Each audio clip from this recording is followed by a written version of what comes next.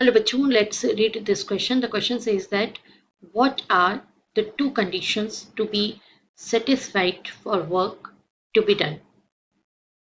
तो बच्चों यहाँ पर हमें दो कंडीशंस बतानी है जो कि वर्क के लिए नेसेसरी है एंड इसके लिए डिस्कस करते हैं हम की कंसेप्ट। तो बच्चों हमारा जो की कंसेप्ट है that is formula used for work done. Work done is equals to force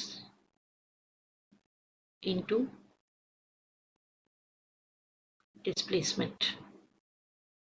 आइए अब देखते हैं सॉल्यूशन। तो बच्चों जैसा हमने आपको फॉर्मूला बताया कि वर्क डन का फॉर्मूला होता है work is equals to force into displacement.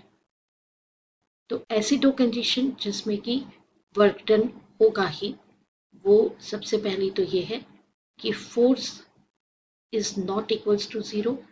Force zero नहीं होना चाहिए बिकॉज ऑफ दैट कि इफ ऐसा हुआ कि फोर्स इक्वल्स टू ज़ीरो है तो देन वर्क डन क्या हो जाएगा, वर्क डन भी ज़ीरो हो जाएगा और हम ये नहीं चाहते कि वर्क डन ज़ीरो हो।